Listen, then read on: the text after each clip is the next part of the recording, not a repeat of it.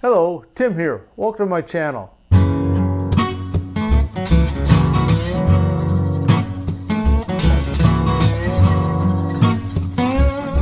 In today's episode, I'm going to talk about carving a wooden bird. And this bird is can be used as an ornament, or you can just set it on a shelf.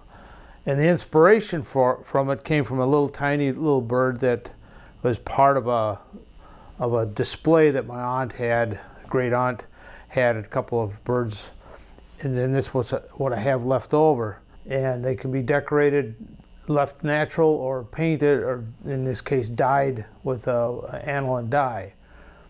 I start with got a couple little different templates that I made out of plexiglass, and take a block of wood about 1 inch thick and draw it out there and cut it on a scroll saw. And I have 2 different patterns, and we're going to take this one outside. Let me gather up my coat, and you can meet me outside and we'll carve away. These are some of my favorite tools that I use, and I have a little pouch I put them in so I don't get poked when I carry them around. So let's go out and do a little carving. So here we are outside. It's a beautiful November day, and one of my favorite things to do is, besides whittling, is whittling by a fire and having a cup of coffee at hand and sitting outside when it's sunny out. I do hear the typical fall noises of maybe there are birds, or maybe there's leaf blowers and things going on. So bear with me on that, and I'll get started with carving this simple bird. And this is basswood. I use my finger as a guide to draw the center line. Center line is important as it gives you a reference point.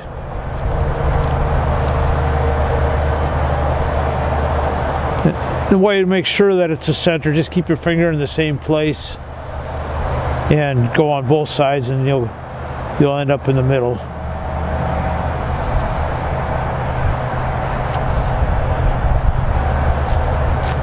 I started whittling before I did that, but it's good to get the center line in there. Now I got a reference point, so now I'm just taking off the corners.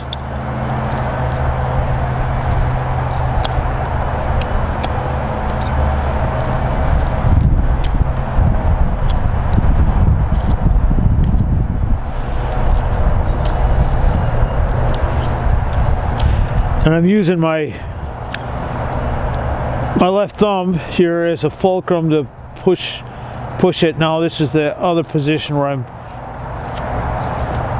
carving toward myself. You have to work with the grain, and you'll see that the grain of this piece is going this way, so going uphill like that's not going to work in your favor. You'll find that out very quickly, that it'll dig in. Now I'm coming to the middle of the back. The head's a little smaller, so I'm going to just take off excess material there.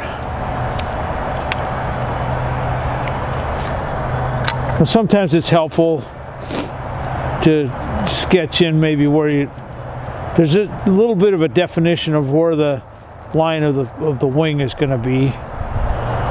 And then we're coming in like this with the tail feathers. They're going to fan out a little bit, but that we'll do a little bit later when we get down further. This very bottom here is going to be elliptical when we're all done. It's going to be flat there, so it'll sit nicely on a shelf or someplace flat. Now you can see that I can't go uphill or I'll tear it out, so I got to come back and finish that cut.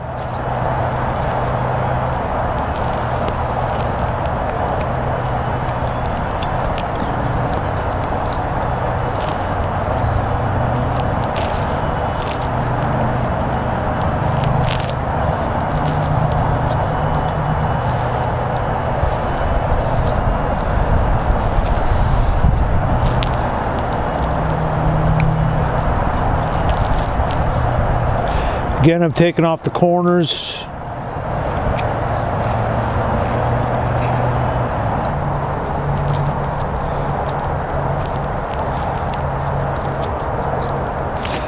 Sometimes you get a sense it doesn't cut clean either way, so then I maybe switch a knife out.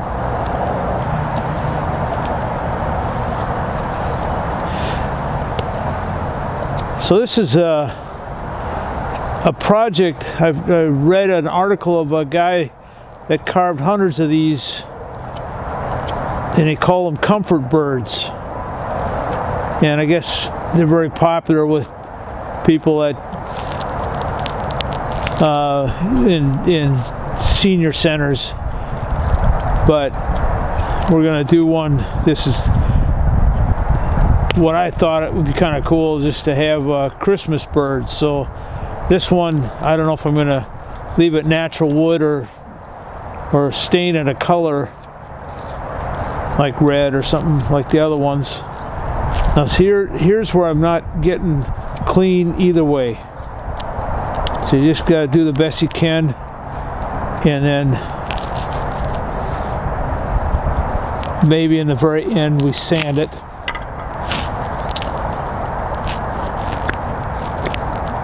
I'm using my body to kind of hold.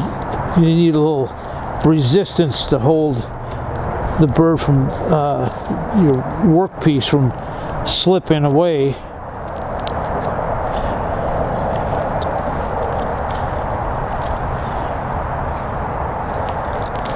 Yeah, I'm not. So either way, it's not cutting clean for me here. So my solution with this would be leave it a little bit rough there, clean that up later. Don't try to get everything. You just got to work with it, take small incremental bites and see how the wood prefers to be cut. I tried other species of wood, and this basswood's one of the best for carving, but this is air dried, and I'm not sure how particular dry it is. It's freshly cut, and usually that works pretty good, but it can have some issues with how it wants to be cut. I like it though. It's doing a good job. White pine, butternut, but the harder woods like cherry, walnut might be okay, but it's hard to, the harder the wood is, it's going to take you longer. You can't be as aggressive with the harder wood. Now you can see what I'm kind of defining the head and bringing that in a little bit.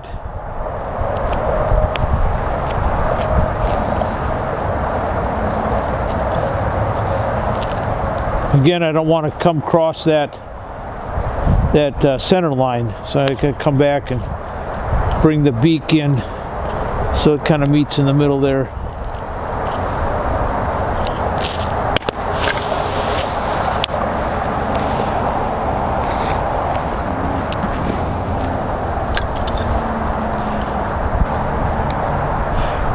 Now, because this is a very simple bird form, it's not going to be highly detailed. I'm not going to cut in the eyes, much less feather definition or anything like that. This is more representative than a particular bird species that I'm trying to replicate. That would take a lot more time. I've seen some amazing bird carvings that look so realistic, they seem like they'd fly away on you. And I haven't had the ambition to try to carve something totally realism. I kind of like the folksy feel. I like people I talk to anyway, they kind of like the look of folk art. And as a matter of fact, speaking of folk art, when I make things that are meant to be toys, and this could be played with, and if it's just left unfinished, it'd be safe enough, and probably be safe enough if you finish it. But if a young child puts it in his mouth, you don't want to have any reaction with finishes coming off or anything like that. So when I sell these things in a local craft store, I designate them as folk art. So that if they want to let kids play with them, I don't sell them as toys, because if you call them toys, then somebody gets hurt on them or something happens because of the finish. Yeah, I don't want that liability. I don't want that on my conscience. So, moving along here.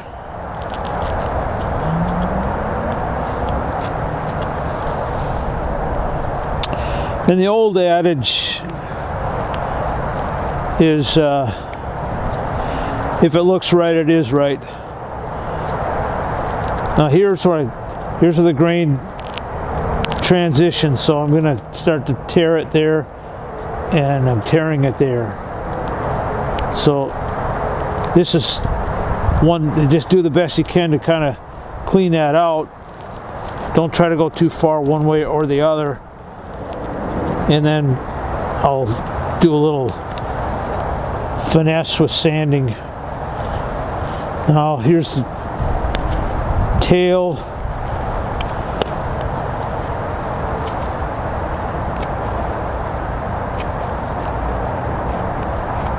It's going to come in more here, and it's just going to feather out, as it were, kind of even, like a dovetail.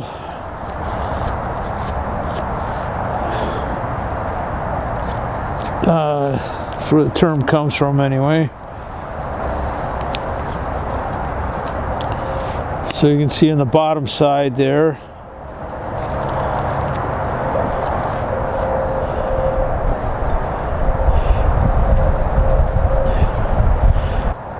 See, it's going to tear there and there. Okay, I just take it in.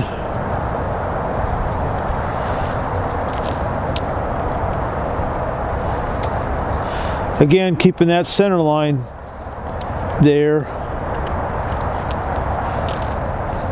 Now I see how fat that is there. I'm going to come in and just hollow the underside just a little bit. And I like this knife for doing that.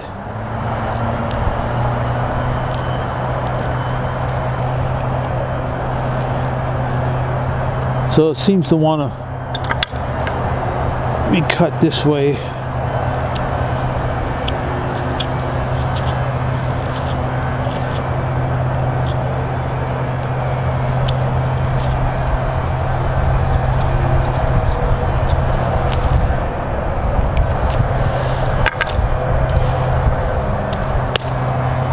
Now I'm going to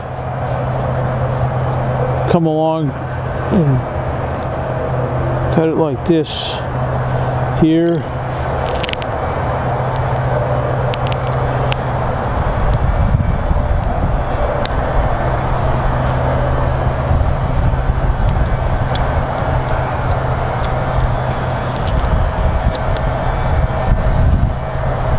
I'm just rocking the knife. I'm not sliding or pushing it, just you want to be careful that when you start doing detail work that you don't slip with it.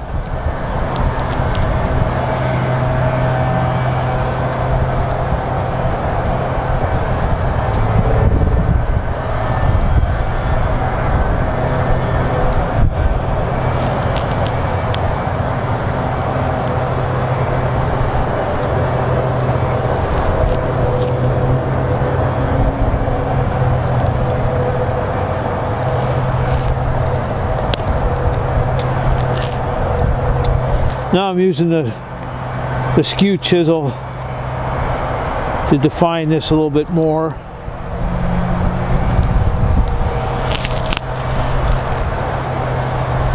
A little chilly out today.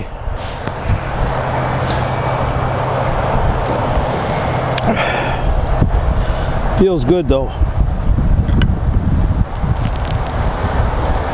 Okay, now I'm defining the tail feather a little bit more right here.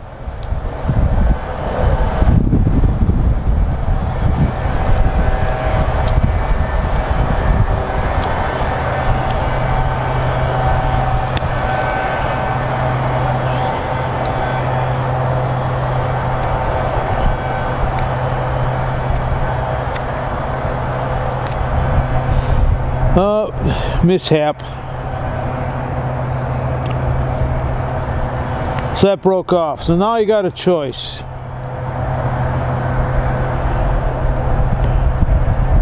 Glue it back on or change it. So I'll change it.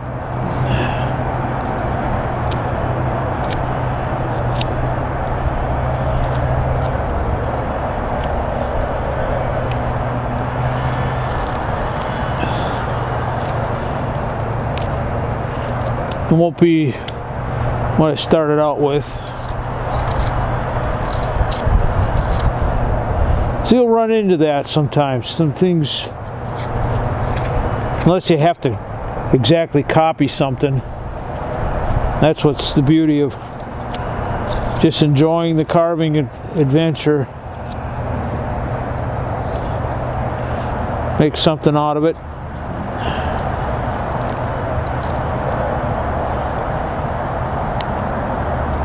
That was the end of the board, by the way. That probably should have gone in a little further. Might have been a check in there, so some kind of a crack.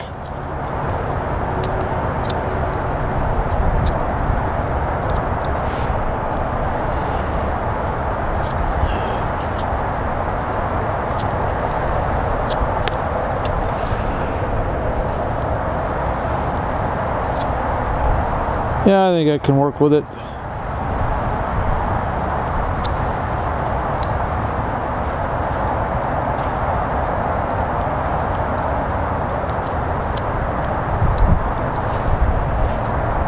Yeah, you just never know.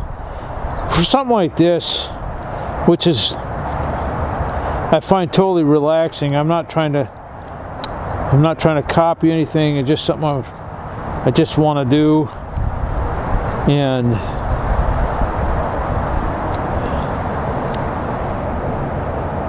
let it find its own way as far as how it's going to look, and just enjoy the great outdoors and whittle away.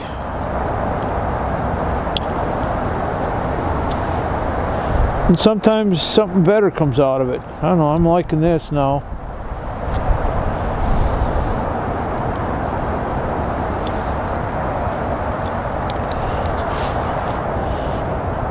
And one thing you keep in mind when you're whittling something, don't concentrate too much in one place. Like overdo one area without looking at the whole, because you'll want to keep it all in balance.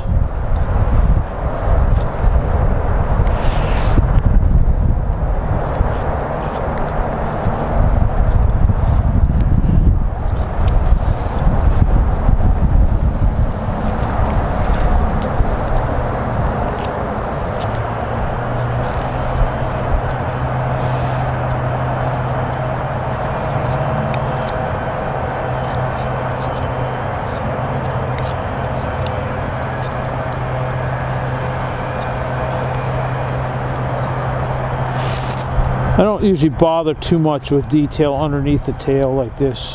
I'll just come in a little bit to relieve that. And when I sand it, I have flap sander that takes the high spots down, takes kind of the burrs or the little bit of splinters out, but I don't want to take the tool marks out. It just smooths it over. Now I'm looking at the head profile and I'm seeing a little thicker under the cheek there. Then see if I can. So when you're doing something, you're looking at it from the front, from the side, from the bottom, from the top, from back, and just look at the negative space around the bird. Just see if it's lumpy or needs to come in a little bit on one side, if it's symmetric. Now we're getting to that elliptical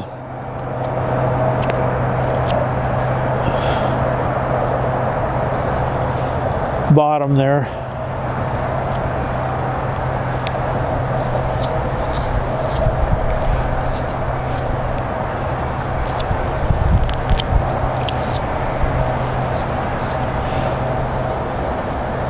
Still the center line's there. That just kind of helps you keep the symmetry of what you're carving. You see it. Don't get something off to one side or the other.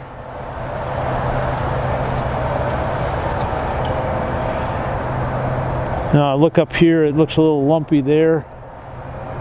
Take that down.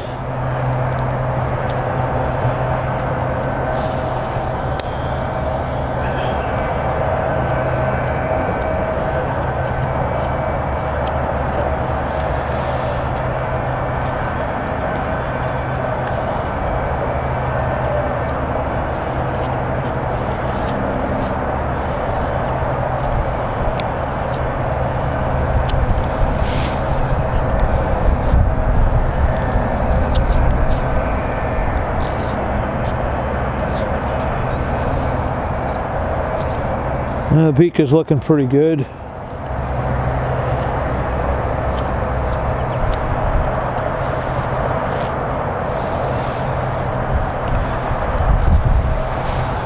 Now here's where I kind of define the wing a little bit. I don't exaggerate it too much, just kind of come in a little bit just so you got a little bit of a reference point.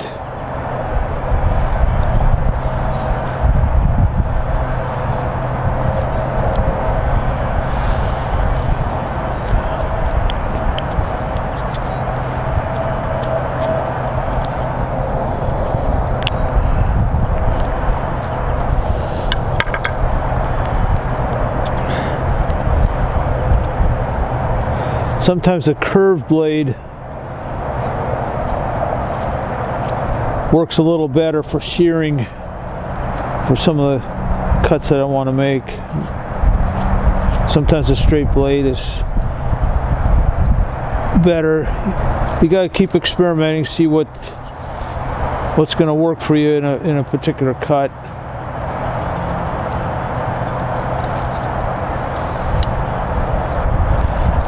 Now I see a little bit of lump in the back, so I'm going to start taking down the center line.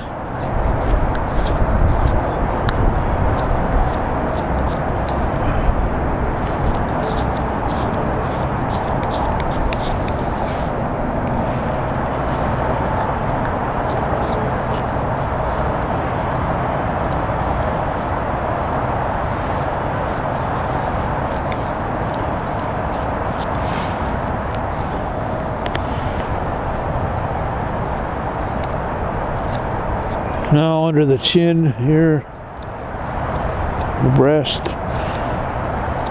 take that out.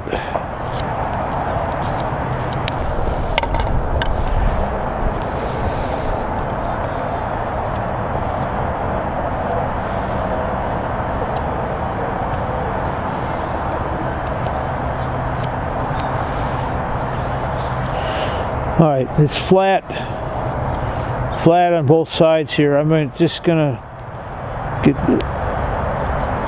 a little bit of texture with my knife. I'm not going to remove much stock because I kind of want to define the wing area a little bit. You got to decide yourself how far you want to take the finish, and just rounding it up like this, and then I will sand it lightly and call it good. All right, there's the bird, and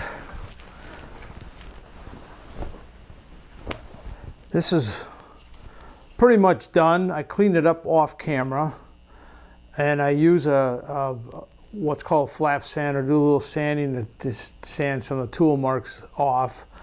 But you can leave it rough if you want to, kind of more textured. These are more fine finished. So you can dye this. This one's a yellow dye. It's an aniline dye, and I like the way the color pops on this. And it's a red dye on this one here. This bird that my grandfather painted, that's natural background, but paint. And you can paint them too. But this shows the grain through it.